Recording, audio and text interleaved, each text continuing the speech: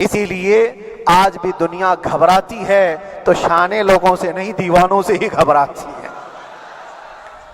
بہت زیادہ چالاک رہنے والوں سے نہیں، دیوانوں سے دنیا گھبراتی ہے۔ اس لیے کہ دنیا کو پتا ہے، دنیا جانتی ہے کہ دیوانہ کہاں دیکھتا ہے کسی کو پتا نہیں۔ اور یہ اس دیوانے کی بات کر رہا ہوں جس کے لیے اللہ کے حبیب صلی اللہ تعالی علیہ وسلم کی عزت و وقار سب سے اول ہے۔ عزیزان گرامی وقار، آج آپ کے سامنے حاضر آیا، یہ میرے استاد گرامی، مربی، استاذ الاساتذہ، برادر گرامی حضرت العلامہ مفتی زبیر احمد صاحب قبلہ ادام اللہ اقبالہ، جنہوں نے دن رات ایک کر دیے تھے۔ میرے خیال سے 8 مہینے میں جتنے ان کے بال سفید ہوئے اس سے زیادہ نہیں ہوئے ہوں گے۔ صرف اس لیے نہیں کہ ایک بھائی کے لیے، اس لیے بھی لڑ رہے تھے کہ ایک عالم کے لیے جس سے دین کا بہت سارا حصہ وابستہ ہے۔ ان کی محنتیں رائگاں نہ گئیں۔ بہت سارے میرے احباب و اقربا، خاص طور پر مدن پورہ اور وکرولی سے، جنہوں نے اپنے گھر بار چھوڑ کر میرے لیے دوڑتے بھاگتے رہے۔ اللہ رب العزت اس بات کا شاہد ہے، ایک ایک دن اندر میں نے سب کے لیے دعائیں کی ہیں، اور ایسا نہیں کہ کوئی دن بھولا جاتا۔ اور باہر کی ہمیشہ یہ خبریں آتی رہتی ہیں کہ حالات کیسے کے کیسے ہوتے جا رہے ہیں۔ کبھی اگر گھبراہٹ اور بے چینی ہوتی تو میرے عزیزوں صرف ایک ہی بات ہمارے پاس تھی علاج کے لیے، ایک ہی علاج تھا۔ جب بے چینی بڑھ جاتی، اپنوں سے رابطہ نہیں ہو پاتا اور کسی کے خبر نہ پہنچتی، کھانے پینے کی تکلیفیں، رہنے سہنے کی مصیبتیں جب سر پر آتی تو ایک ہی علاج تھا، ان کے نثار کوئی کیسے ہی رنج میں ہو، ان کے نثار کوئی کیسے ہی رنج میں ہو، جب یاد آ گئے ہیں سب غم بھلا دیے ہیں، جب یاد آ گئے ہیں سب غم بھلا دیے ہیں۔ اس رسول محترم صلی اللہ تعالی علیہ وسلم کا احسان عظیم ہے۔ بار بار مجھے یہ احساس ہوتا رہا، پوری دنیا اگر چھوڑ دے مگر یقین تھا آمنہ کا لال کبھی نہیں چھوڑے گا، اور چھوڑا بھی نہیں، اور چھوڑا بھی نہیں۔ ہر رات جو ہمارا معمول تھا، ہم نے جو دیکھا، ہماری پچھلی زندگی میں ہم نے اتنے عجائبات نہیں دیکھے ہوں گے جو 8 مہینے کے اندر ہم نے دیکھے۔ نبی پاک صلی اللہ تعالی علیہ وسلم کے انعامات و اکرامات، رب تبارک و تعالیٰ کی مدد سے دل مضبوط ہوتا ہے۔ عزیزان گرامی، ہم نے تو وہاں ایسے لوگوں کو دیکھا جو ڈپریشن کا شکار ہو کر کافر بھی ہو گئے، اور حالات سے گھبرا کر کے وہ انکار کر بیٹھے، کوئی خدا نہیں ہے، کوئی مدد نہیں آتی ہے۔ ایسے حالات وہاں دیکھے، لیکن ان حالات میں بھی اللہ تبارک و تعالیٰ کی مدد ساتھ رہی۔ رسول پاک صلی اللہ تعالیٰ علیہ وسلم کا انعام و اکرام یہ تھا کہ جس طرح سے گئے تھے اسی طرح سے واپس بھی آئے، جس طرح سے گئے تھے ویسی واپس آئے، اور نہ میرے مصطفیٰ نے باہر میری عزت میں کمی کی، نہ اندر عزت میں کمی کی، کہیں پر بھی نہیں۔ الحمدللہ، جس شان کے ساتھ رسول پاک صلی اللہ تعالیٰ علیہ وسلم اپنے چاہنے والوں کو رکھتے ہیں، وہ میں نے دنیا میں دیکھا۔ اور پھر یہ عرض کیا، آقا آج آپ کی عزت پر بات کرنے والے کو، چاہے وہ 1000 کال کوٹھری کے اندر ہو، آپ عزت کے ساتھ بٹھاتے ہیں، تو پھر قیامت کے دن اس کی عزت کا کیا حال ہوگا؟ عرش حق ہے مسند رفعت رسول اللہ کی، دیکھنی ہے حشر میں عزت رسول اللہ کی۔ میرے عزیزو، ایک بات کو طے کر کے چلو، انہیں جانا انہیں مانا، نہ رکھا غیر سے کام، للہ الحمد میں دنیا سے مسلمان گیا۔ اس ایک بات میں جو عزت ہے، دنیا کے کسی مقام و منصب اور مرتبے میں عزت نہیں ہے۔ اور حالات دنیا انشاءاللہ میں سناتا رہوں گا۔ اللہ تبارک و تعالیٰ جب تک یہ زبان رکھا ہے، حق بولتے رہیں گے اور سناتے رہیں گے، اور بھی حالات آپ کو انشاءاللہ العزیز آگے سناتے رہیں گے۔ لیکن آج خصوصیت کے ساتھ میں جمعہ کے لیے اسی لیے حاضر آیا کہ یہاں کے لوگ پل پل یاد کرتے رہے۔ حضرت مجھے ہر بار خبر دیتے کہ جب نماز سے فارغ ہو کر کے میں نکلوں تو مجھے لوگ پکڑ لیتے، کیا ہوا، اب کیا خبر ہے؟ تو جس قدر آپ کی بے چینی تھی، بے قراری تھی، میرے عزیزو مجھے بھی ملنے کی بے چینی اور بے قراری تھی، لیکن یہ ایک سٹیج تھا جس سے گزارا گیا ہے، ایک مقام تھا جس سے گزارا گیا۔ میں تو ایک نکما آدمی، میں تو ایک کم پڑا ہوا ہوں، لیکن آپ کو بزرگان دین کی اگر تاریخ پتہ ہو، امام اعظم ابو حنیفہ رضی اللہ تعالیٰ عنہ جن کو ناحق جیل میں رکھا گیا تھا، امام موسیٰ کاظم رضی اللہ تعالیٰ عنہ 7 سال تک قید میں رہے۔ یہ کون امام موسیٰ کاظم؟ جن کے دربار میں جانے کے لیے غوث اعظم عبد القادر جیلانی رضی اللہ تعالیٰ عنہ 4 کلومیٹر دور اپنی چپل اتار دیا کرتے تھے۔ امام موسیٰ کاظم کا وہ دربار ہے جن کو باب الحوائج کہا جاتا ہے۔ اس امام کو 7 سال تک بغیر کسی قصور کے قید میں رکھا گیا، اور حد تو یہ ہے کہ اسی قید خانے میں زہر دے کر کے آپ کو مارا گیا ہے۔ آپ کا جنازہ جیل سے نکلا تھا۔ امام احمد بن حنبل جن کو 5 لاکھ حدیثیں یاد ہیں نبی پاک صلی اللہ تعالیٰ علیہ وسلم کی، بغداد کے سر بازار آپ کو ننگی پیٹھ پر کوڑے مارے گئے۔ آپ کو اندازہ ہے بزرگان دین کی ایک لمبی فہرست ہے۔ جب میں وہاں گیا تھا تو ایک بزرگ کی بڑی یاد آئی، وہ تھے حضرت مجدد الفسانی رضی اللہ تعالیٰ۔ اکبر جیسے ڈکٹیٹر کے سامنے، اس زمانے کے سب سے بڑے ڈکٹیٹر بادشاہ کے سامنے آپ نے حق بات کا اعلان کیا تھا۔ مجدد الفسانی رحمۃ اللہ تعالیٰ علیہ نے فرمایا تھا کہ اسلام نام سے جو دین ہوگا وہ محمد عربی کا لایا ہوا ہی دین ہوگا، کسی اور بادشاہ کا بنایا ہوا نہیں ہوگا۔ اس بات پر آپ کو قید میں ڈالا گیا تھا، 8 سال تک قید میں رکھا گیا۔ 8 سال میں بادشاہ مر بھی گیا، بیٹا بادشاہ بنا، لیکن کسی نے آ کر جہانگیر کے سامنے یہ بات رکھی کہ آپ کے باپ نے جس مولانا کو قید میں ڈالا تھا گوالیار کی جیل میں، 8 سال میں جیل کا نقشہ بدلا ہوا ہے۔ تو بادشاہ نے پوچھا ہوا کیا ہے؟ کہا کہ اس مولانا نے 8 سال میں تقریباً 700 قیدیوں کو عالم بنا دیا ہے۔ درس حدیث، درس تفسیر، قرآن کا علم، نمازیں جماعتوں سے وہاں اس طرح ادا ہوتی ہیں جیسے لگتا ہے گنبد خضرا کی چھاؤں میں ہے۔ رب تبارک و تعالیٰ کا یہ احسان عظیم تھا۔ ان 8 مہینوں میں بحمدہ تعالیٰ میں نے اپنی لائف میں کبھی اتنی امامت نہیں کی تھی جتنی وہاں امامت کیا، اس لیے کہ پابندی نہیں ہو پاتی۔ جب جب امام رہا مسجد میں چھٹیاں ہوا کرتی تھی، ادھر ادھر آنا جانا، لیکن وہاں پر کبھی کسی نماز میں چھٹی نہیں ہوئی۔ اور امامت اللہ تبارک و تعالیٰ کو جہاں لینا ہے وہاں لیتا رہے۔ اور مجھے اس بات کا تھوڑا قلق تھا، 24 سال سے میں تراویح سنا رہا تھا، 24 سال، 24 تراویح ہو چکی تھی، رمضان المبارک کا 24 گزر چکے تھے، 25واں سال تھا، ظالموں نے مجھے رمضان سے پہلے اندر کر دیا۔ بار بار یہ خواہش ہوتی تھی کہ میری تراویح چھوٹنے نہ پائے، 25ویں تراویح ہے، 25ویں محراب ہے، لیکن رب تبارک و تعالیٰ کا احسان، اندر موجود سارے مسلمانوں نے یہ مطالبہ کیا کہ ہم یہاں جماعت سے تراویح قائم کریں گے۔ اور اب تک لوگ الم تری کیف والی تراویح کبھی کبھار پڑھ لیا کرتے ہیں، لیکن سارے لوگوں نے مل کر کے یہ اتفاقاً کہا کہ ہم پورا قرآن آپ سے سننا چاہتے ہیں۔ کیسے کیسے قیدی تھے، کیسے کیسے کرائم والے تھے۔ میں نے کہا آج میں ایک دن پڑھاتا ہوں، ایک پارہ پڑھوں گا، آپ کو اگر لگے تو بتا دینا، بھاری پڑ جائے، کیونکہ لوگ سارے کرمنل ہیں اور کئی طرح کے جرائم کیے ہوئے لوگ، نماز دین سے کہاں زیادہ رشتہ، کہاں ہو سکتا ہے یہ گھبرا کر بھاگ جائیں۔ ایک دن پڑھاؤں گا، اگر آپ کو لگے تو بول دینا، نہیں تو کل سے الم تری۔ پہلے دن تراویح پڑھا ہے، دوسرے دن سارے لوگوں نے کہا آپ نے ایک پارہ پڑھایا ہے، سحری تک بھی پڑھائیں گے تو انشاءاللہ کھڑے رہیں گے۔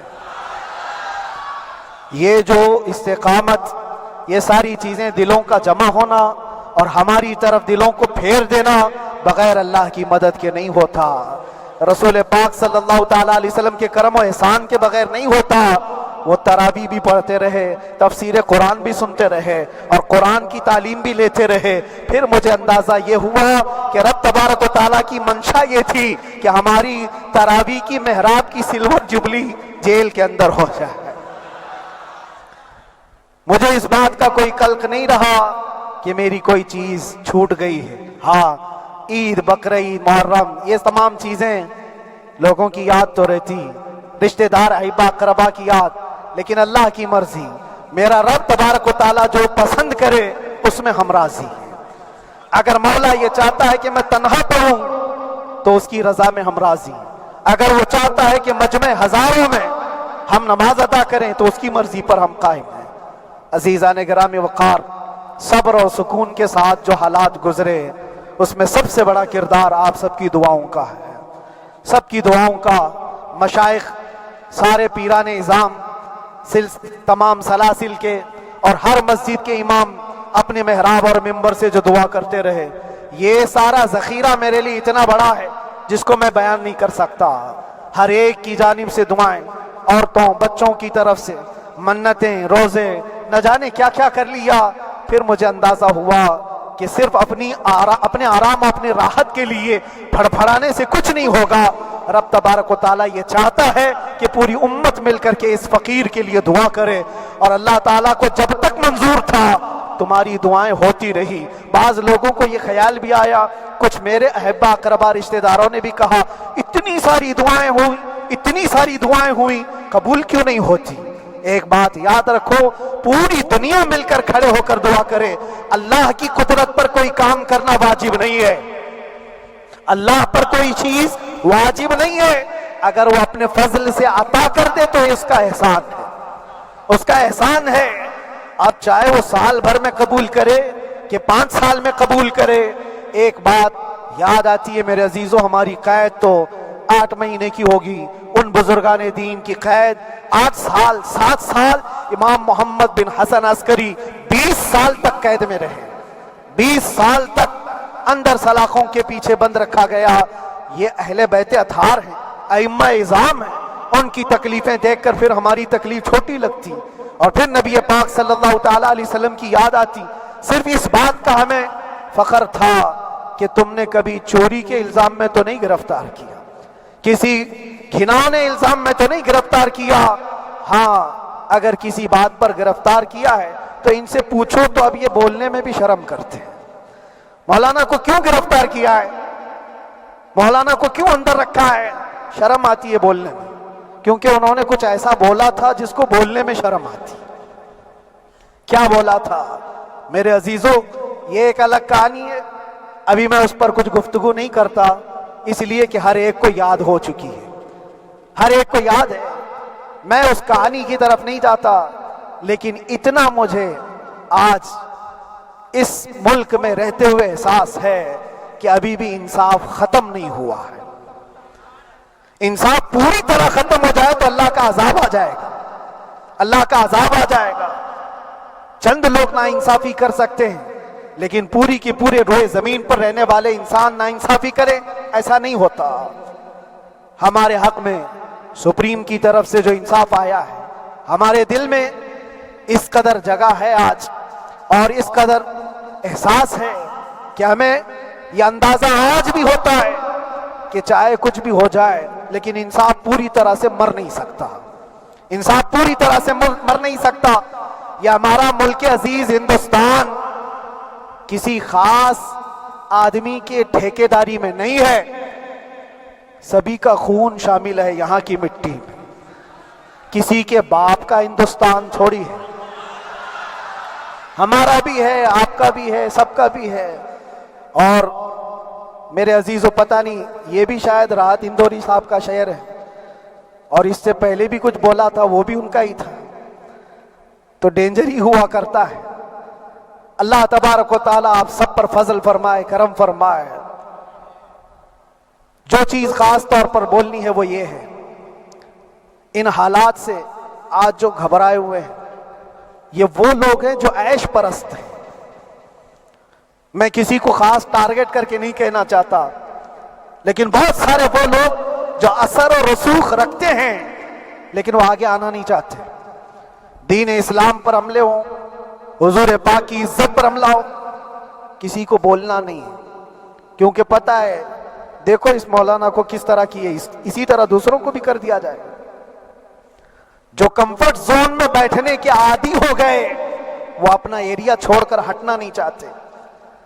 اگر میں کچھ کہوں گا حضور پاک صلی اللہ تعالیٰ علیہ وسلم کی ناموس کے لیے تو میرا عیش خطرے میں آ جائے گا۔ اکثر کی یہی سوچ ہے، میرا تو اپنا دھندا ہے، میرا بزنس ہے، میرے بیوی بچے ہیں، ہو سکتا ہے مولانا کو کسی چیز کی فکر نہیں ہوگی۔ آپ کو میں بتاؤں، آپ کو اندازہ نہیں، ہمارے دل میں ہمارے بچوں کی کتنی محبت ہے. میرے بھی چھوٹے سے بچے ہیں. جب وہ جیل کی سلاخوں کے سامنے آ کر آنسو بہاتے تھے تو دل پر چھریاں چلتی تھی. وہ بچے جو ہمیشہ ہمارے سینے پر سوتے رہے, آج میں ان کو چھو بھی نہیں سکتا. جب وہ سلاخوں کے پیچھے کھڑے ہو کر دور سے رو کر کے چلے جاتے 15 منٹ, تو کیا ہمارے دل میں بچوں کی محبت نہیں؟ کیا ہمارے گھر بار نہیں, ہماری بہنیں, ہمارے بھائی, ہماری ماں نہیں ہیں؟ کتنے تو دن ایسے ہوئے کہ میری ماں کو دورے پڑتے رہے یاد کے لیے. تو کیا وہ ہمارے اوپر کیفیت نہیں آتی کہ ہم خامخواہ یہ مصیبت کیوں مول لی ہے؟ میری بیٹی تو جھگڑا کرتی اس بات کو کہ کیوں آپ اکیلے ہو, بہت سارے لوگ ہیں سب کا خیال کرتے ہوئے. لیکن میرے عزیزو, یہ ان کی اپنی محبت ہے. سارا ایک پریوار اور اس سے زیادہ میرے شاگردوں کی ایک دنیا ہے. کتنے ایسے ہیں میں جانتا ہوں کہ 8 مہینے تک نرم غذا نہیں کھائی میرے ان بچوں نے. میں جانتا ہوں ان کا صرف یہ خیال تھا کہ اندر پتہ نہیں جیل میں آپ کیا کھا رہے ہوں گے, ہم یہاں نرم غذا نہیں کھائیں گے, گوشت مچھلی نہیں کھائی. حالانکہ یہ کوئی چیز تمہارے اوپر واجب نہیں تھی. یہ حالات میں اس لیے بتا رہا ہوں میرے عزیز, کسی کے وہم و گمان میں اگر یہ ہے تو نکال دے کہ میرے آس پاس کچھ نہیں ہے, میں کسی کو چاہتا نہیں, یا میرے ساتھ محبتیں نہیں ہیں. کثرت سے محبت کرنے والے لوگ ہیں میرے پاس. میرے ان بھائیوں کی اور میرے بہنوں کی, میرے گھر والوں کی محبت تو ایسی ہے کہ ان کے گھروں کے بچوں کے معاملات بھی بغیر مجھ سے پوچھے نہیں ہوتے. اگر 8 مہینے اندر رہا تو کسی کا رشتہ نہیں تو بات چیت بھی نہیں ہے. رشتہ نہیں ہوگا جب تک یہ نہ آئے. سارے کام ڈیپینڈ رہتے تھے. مجھے بھی ان تمام چیزوں کا احساس ہے, لیکن یہ سب چیزیں ایک طرف, میرے مصطفیٰ کی عزت اپنی طرف.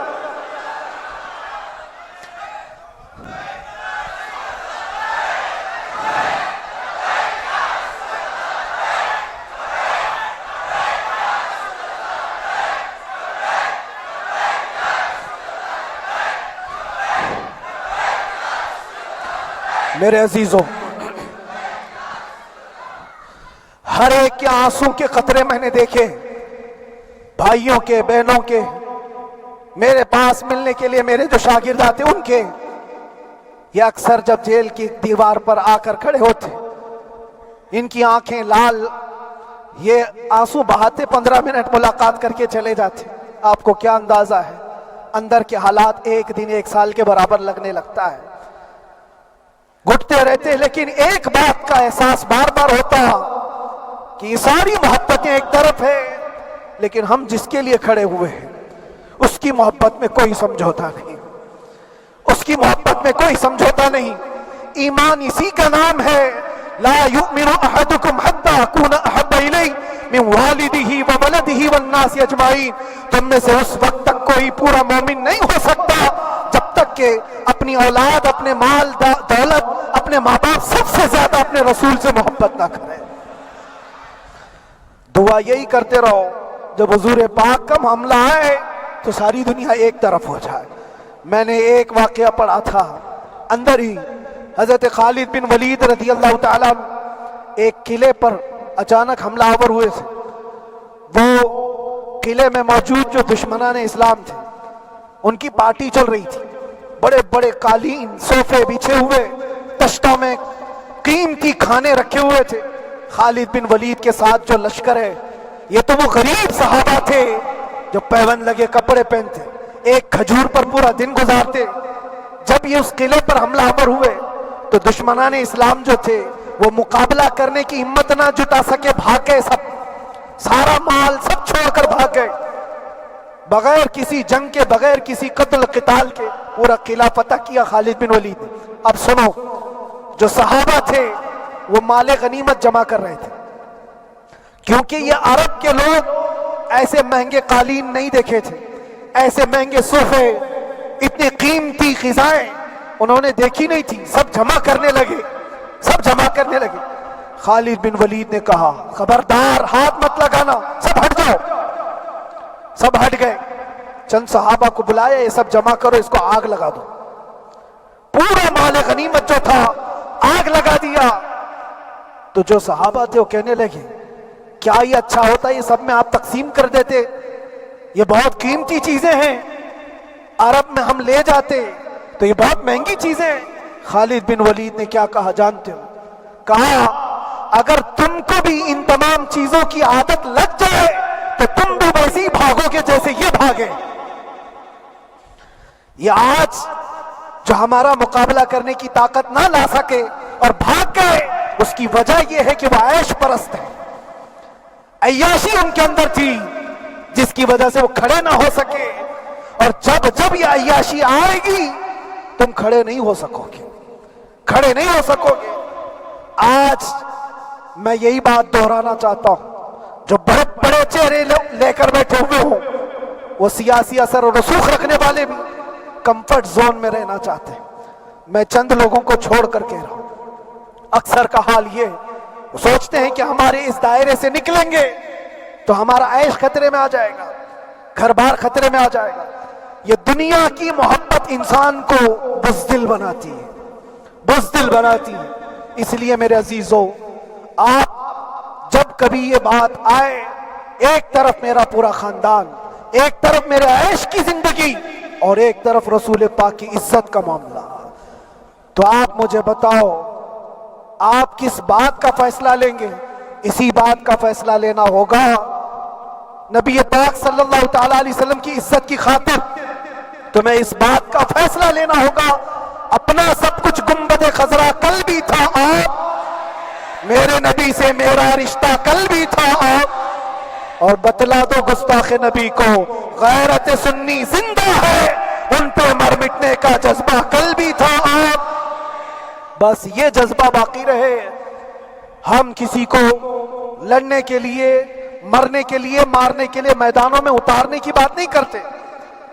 میں اکثر اپنی تقریروں میں کہا کرتا ہوں، یا آپ سے پہلے بھی کیا، اگرچہ میری تقریروں کو ڈائیورٹ کیا جاتا ہے، آج بھی بہت لوگ ہوں گے، بلکہ آج مدن پورہ کا یہ پہلا جمعہ ہے، مجھے اندازہ ہے پورا ہندوستان نہیں باہر بھی سب کی نظریں اس پار ہیں کہ آنے کے بعد یہ کیا بولتا ہے، آنے کے بعد یہ کیا بولتا ہے۔ سب اسی انتظار میں ہیں۔ میں سب کو ایک ہی میسج دوں گا، آنے کے بعد وہی بولے گا جو پہلے بولتا تھا۔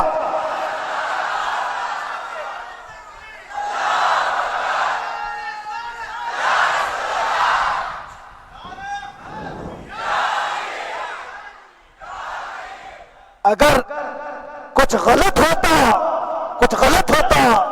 تو ہمارے اس ملک عزیز ہندوستان کی سب سے اعلیٰ عدالت یہ نہیں کہتی کہ ان کے سپیچ میں کوئی ہیٹ مسئلہ نہیں ہے۔ وہ ہمیں اندازہ ہے میرے عزیزو، ہاں جہاں غلطی ہوگی ہم بھرے اعلان کے ساتھ کہیں گے کہ ہم سے یہ غلطی ہو گئی، ہم سے یہ خطا ہو گئی، زبان پھسل گئی۔ لیکن جو چیز نہیں ہے تو اگر تم زبردستی اس کو کہو گے تو یہ ہم نہیں مانتے۔ ہاں بس اتنی دعا میرے حق میں کریں کہ جتنی بھی زندگی باقی ہے، جتنی زندگی باقی ہے، اللہ تبارک و تعالی حضور پاک کی محبت اور ان کی عظمت کی حفاظت کے لیے جیتے مرنے کی توفیق عطا فرمائے۔ ہمارا کام صرف اتنا رہ گیا، جو میسج دینا تھا وہ ہم نے دے دیا۔ اب جو حالات آ رہے ہیں میرے عزیزو، آپ سب کے لیے بھی میں یہ گزارش کروں گا، دین کی طرف آ جاؤ، سچائی کی طرف آ جاؤ، ورنہ گاجر مولی کی طرح کٹ جاؤ گے، ختم ہو جاؤ گے۔ دین کی طرف آؤ، سچائی کی طرف آؤ، اور اسلام نے کہیں پر بھی تمہیں کسی طرح کے آتنک اور دہشت کی تعلیم نہیں دی ہے۔ کہیں پر کسی ٹیررسٹ کی کوئی بھی تعلقات کی، کہیں مجھے کوئی بات بتا دو، اگر کوئی مسلمان اس طرح کی حرکتیں کر جاتا ہے جس کو یہ لوگ بدنام کرتے ہیں، تو ہم سمجھتے ہیں اس کا اسلام سے تعلق نہیں ہوگا۔ اسلام سے تعلق ہوتا تو اس کے اندر صدیق اکبر اور فاروق اعظم کی ادائیں ہوتی۔ آج آپ کو وہ معاشرہ زندہ کرنے کی ضرورت ہے۔ میں نوجوانوں سے کہوں گا، بہت دن گزار لیے ٹک ٹاک پر مجرے اور تمہارے اس انٹرنیٹ کی دنیا پر جس طرح تم نے آوارگی کر لی ہے، اب وقت کم بچا ہے، آ جاؤ میرے نبی پاک کی گنبد کی چھاؤں میں، عزت وہیں پر ہے، انہی کے قدموں میں عزت ہے، اور یہاں پر بھی ہے اور آخرت میں بھی ہے، آخرت میں بھی ہے۔ بس اس عزت کے لیے آپ سب سے میں گزارش یہ کروں گا، سچائی کی طرف واپس آ جاؤ، سچائی کی طرف واپس آ جاؤ۔ جو تمہاری نمازیں باقی ہیں اس کو پوری کر لو، اس سے پہلے کہ دنیا تم پر نماز پڑھ دے، اس سے پہلے کہ تمہارے جنازے کی نماز پڑھی جائے، اپنی نمازیں کمپلیٹ کر لو۔ اور علماء ذوی احترام کا ادب و احترام اپنے اندر رکھو۔ صرف اس بات کے لیے آپ کو میں احساس دلانا چاہتا ہوں کہ مجھے جس راستے سے گزارا گیا، جتنے دن قید و بند کی صحبتیں گزاری گئی، یہ صرف یہ میسج دینا تھا کہ پھر اس مولانا کا یہ ہو سکتا ہے تو چھوٹے چھوٹوں کی کیا کر دیں گے، ایسا اگرچہ آ جائے موقع تب بھی گھبرانے کی ضرورت تھی۔ آپ کو پتہ ہے اس ملک عزیز ہندوستان کی آزادی میں 30,000 علماء کو پھانسیوں پر لٹکایا گیا، انگریزوں نے 30,000 علماء کو کشمیر سے لے کر دلی تک ہر درخت پر ایک عالم کی لاش لٹکتی تھی۔ انہوں نے قربانیاں دی ہیں، قربانیاں بزرگان دین کے علماء ذوی احترام کی ہوئی ہیں۔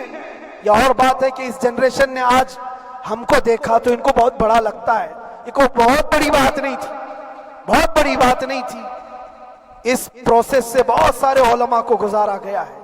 سرکار مجاہد ملت رحمت اللہ تعالی علیہ ایمرجنسی کے زمانے میں 18 مہینے تک قید میں گزارے، 18 مہینے تک ایمرجنسی، وہ بھی ڈکٹیٹر کا زمانہ تھا، اس زمانے میں بھی آپ اندر رہے، لیکن باہر آنے کے بعد نہ آپ کے مشن میں کوئی کمی آئی، نہ آپ کی زبان میں کوئی لکنت آئی۔ اللہ والے جو ہیں وہ اللہ کی رضا کی طرف اور رسول پاک کی رضا کی طرف ہوتے ہیں۔ ہم سب بھی اس مشن کو آج یہاں سے زندہ کرتے ہیں، جہاں سے ہم چھوڑے تھے وہیں سے آگے بڑھتے، جہاں سے ہم چھوڑے تھے وہیں سے ہم آگے بڑھتے ہیں۔ کسی کو اگر کچھ برا لگتا ہے تو وہ اس کے سمجھ کا قصور ہے، اس کے فہم کا قصور ہے۔ ہم نے کسی کو ٹارگٹ کر کے کبھی کہا نہیں، بلکہ یہ تو کامن بات ہے، ایک تو کامن کہی جانے والی بات ہے۔ فخر سے اگر کوئی آدمی اپنے گھر میں کہے کیا بات ہے مولانا آج صبح سے تمہارے گھر میں کچھ ہلچل نہیں ہے، کچھ ہلچل نہیں ہے، ہو سکتا ہے تمہارے گھر میں کوئی نہ ہو، تم اکیلے بیٹھے ہو، بیوی کہیں گئی ہے، ماں کہیں گئی ہے، گھر میں کوئی بنانے والا نہیں ہو، گھر میں خاموشی ہے، تو تم اگر اس کو جواب دے دو کہ کچھ دیر کی خاموشی ہے، شام میں آ جائے گی، کچھ دیر کی خاموشی ہے، شام میں آ جائے گی، تو کیا گناہ کیا، کیا گناہ کیا؟ اس کے حالات پر وہ بول رہا ہے، اس کے گھر میں خاموشی ہے اسی لیے بول رہا ہے۔ ہم نے بھی اسی لیے کہا کچھ دیر کی خاموشی، اسی لیے کہ ہم جانتے ہیں اسلام وہ نہیں ہے جو یہاں دکھ رہا ہے آج، اسلام تو وہ تھا جو صدیق اکبر کے زمانے کا تھا، اسلام تو وہ تھا جو فاروق اعظم کا تھا، اسلام تو وہ تھا جو عثمان غنی اور حیدر کرار کا تھا۔